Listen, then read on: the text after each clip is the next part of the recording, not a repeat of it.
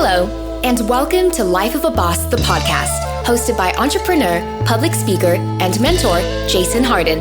This podcast is all about helping audiences create and reach their own definition of success through positive thinking, perseverance, and personal development. Having survived extreme obstacles from an early age, such as cancer, poverty, abuse, family dysfunction, and even homelessness, Jason has learned how to master the art of resilience and defy all odds to become the boss he is today. So, get ready for some serious game and remember to keep an open mind. Now, without further delay, here is your host, Jason Hardin.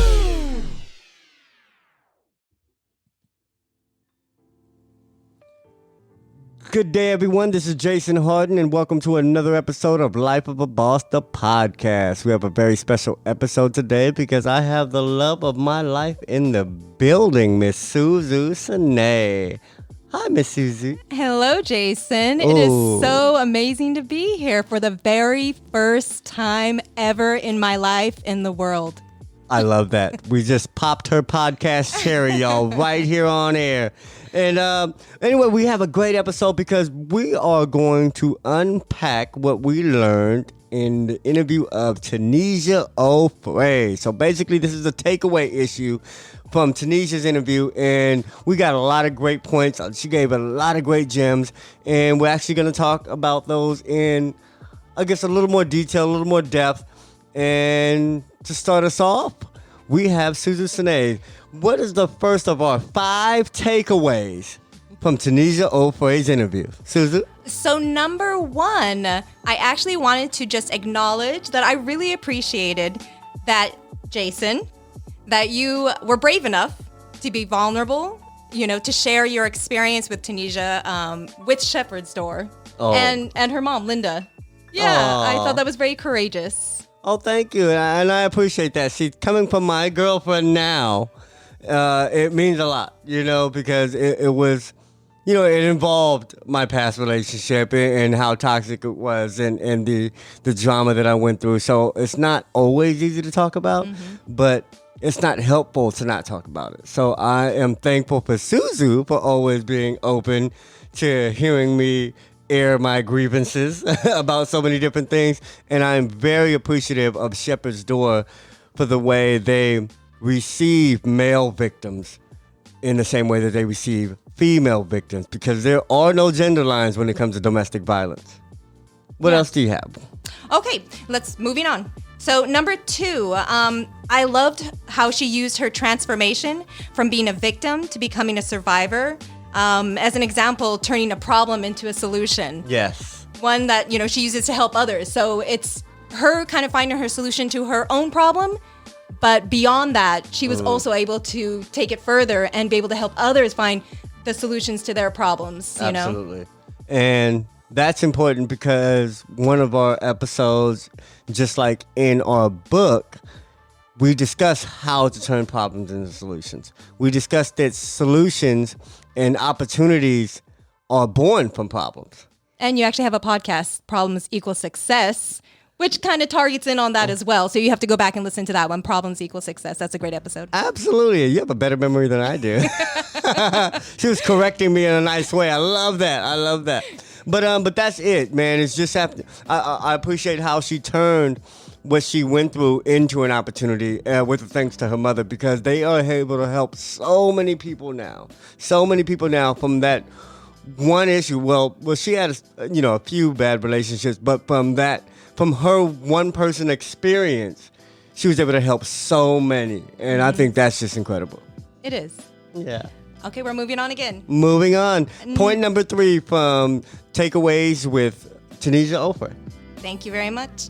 So she talked about the difficulty victims of abuse have processing and healing from events in their lives and in their feelings that accompany, traumatic events, and also that we have a tendency to attract people like ourselves, which basically means we attract people who also have problems processing and healing, Absolutely. So we're surrounded with people that might teach us the wrong ways to process and heal, or maybe tell us to deny ourselves to process and heal, maybe just hide it, don't talk about it. So it's hard to really learn to process, and this could go on for years. or maybe our whole lifetimes, you know? Yeah, and I don't know if you kind of are aware, but a lot of families are dealing with unresolved issues and primarily unresolved trauma.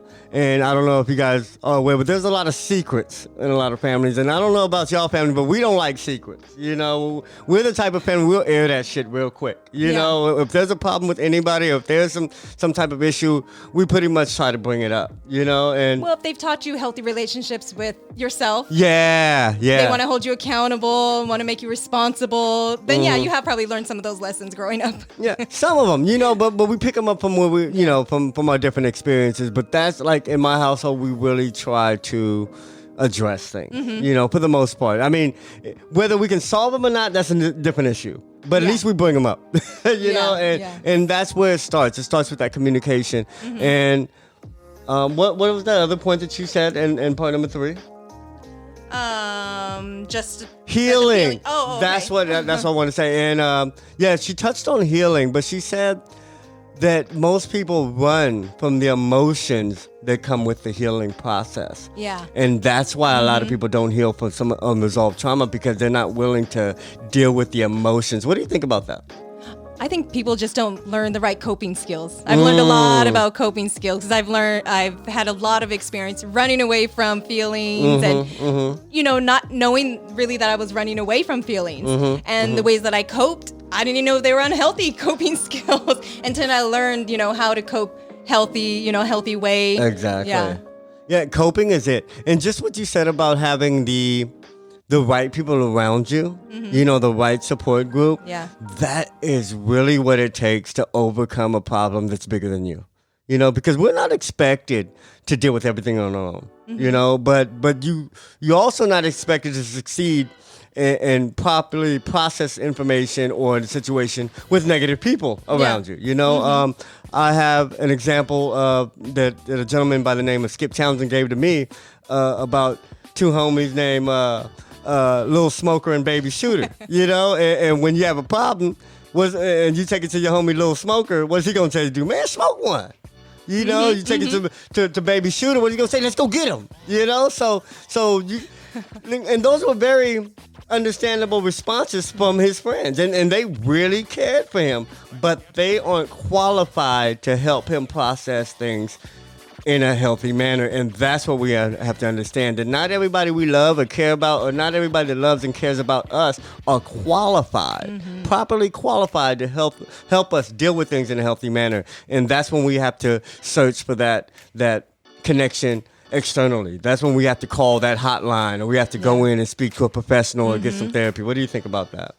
Yeah, I think always going to professional help is always good, you know? Absolutely. If you're not sure, if you're not, you know, if you don't trust the circle around you, you know, or they've always been giving you the same advice and you go to the same people, then go to somebody that's formally trained.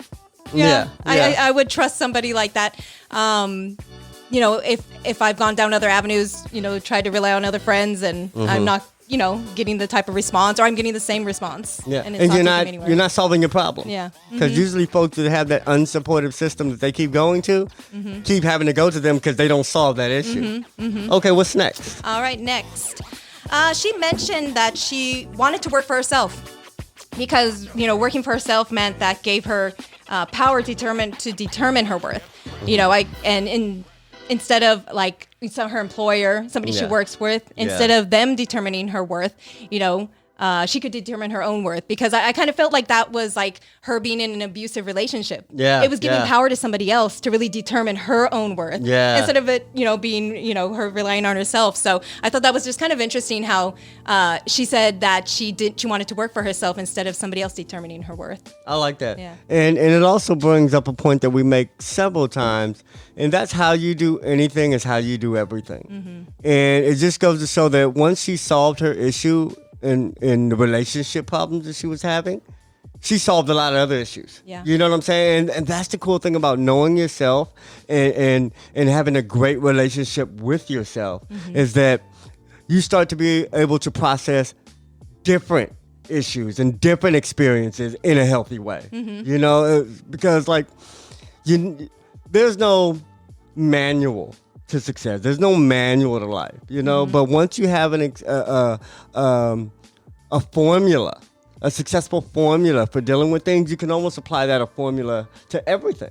So I love the fact that you kind of referenced that and put those together. Her relationships weren't healthy, but also her relationships with her employers weren't healthy, you know. And once she discovered her worth and started valuing herself, she freed herself from both unhealthy relationships. Yeah, she was able to apply it to different parts of her life. Absolutely. And maybe if she hadn't, learned it in one area, she may have not been able to apply it in another area. And that's the beauty That's that lifestyle. of personal development. You know, that's the beauty of fixing you. That's the beauty of healing, because once you heal yourself, you can do all things better. Yeah.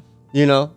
I love it. I love it. What's next? All right. Fifth and final takeaway are what I call her 4 keys to success. So we're starting with another number. We're starting all over. She may not agree with this, but I'm calling this. These are She's what putting I words picked up in on. your mouth, Tunisia. I'm sorry. But this is what I saw her keys to success were. She really figured out her priorities. Yeah. You know, she wanted to spend more time with her kids. She wanted to be a good mother. You know, she wanted to have the freedom. She didn't want to be under, anybody else working for them. Yeah. And that was her first key, right? She had to figure out her values, what her priorities were. Next, she really applied her skills, knowing that she was skilled in bookkeeping. Yes. Yeah, she honed in on that. She, acknowledged them. And then she put herself around the right people. She found people that were going to really advocate, that were going to support her. Yeah. That really kind of helped her, gave her that little boost, gave her that little boost to help her get to that next level. And then the fourth and final key to her success, which is very important, is she took action. That's absolutely correct. And I think that's, I'm not going to say that overshadows on the other points, but that's really what it takes to change. It's that action. I mean, we could read the right answer. We can get all the best advice from all the experts. But until we're willing to take action and apply what we know is right or better than what we knew before, we'll always be in the same position. Yeah. So I, for one, appreciate Tunisia, and the game that she gave us, because it does coincide with everything that this podcast is about. In regards to personal development, in regards to choosing your own definition of success, in regards to taking action and doing all the right things and applying those things, not just learning about them. So it was really a textbook great interview. Yes, it really was. This was the second time I listened to it. Yeah. It might be when we were doing the takeaways, and I got to say, the second time, it was almost like I didn't hear it the first time. It made such a big impression the second time. And that's good, because I love having you on the show, Suzu, because you give that fresh perspective on the show, and for those that don't know, Suzu is not just my woman.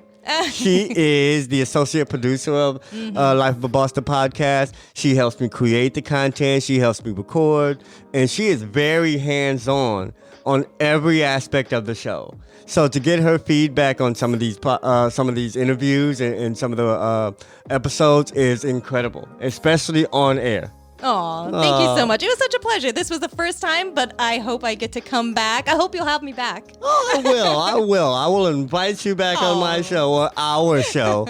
So, but yeah, I just wanted to congratulate you and all that you've done. Thank you. And I appreciate everything you do for the show. I appreciate you too. Thank you for your feedback on such a powerful interview. Yeah. Well, thank you. Thank you, Jason. Oh, I love being a part of Life of a Boss, the podcast. And we love having you. But anyway, that was our show today. And we hope that you guys took something powerful away. It doesn't have to be the exact same thing that we took, but listen to these episodes, and whatever you gain from it, use. All right? All right, until the next episode, remember that success is the lifestyle, man. I love y'all. Stay up. Check out the website, lifeofaboss.net. Check us out on Apple Podcasts, on Spotify, on Amazon Music, and everywhere you find podcasts. Listen, rate, subscribe, leave a review, share, like, and all that other good stuff. All right? I love y'all. Peace. Did anything stand out to you in today's show? If so, let us know. Your questions, comments, and concerns are important to Jason, as he is determined to always deliver to you only the most impactful information and content. Until next time, please subscribe, like, comment, share, and leave a review whenever possible. you may visit lifeofaboss.net for more episodes and great resources to help you become the absolute boss that you were meant to be. You can also follow Jason on Facebook, Instagram, and Twitter at Hardin. Thank you. And to never forget that success is a lifestyle.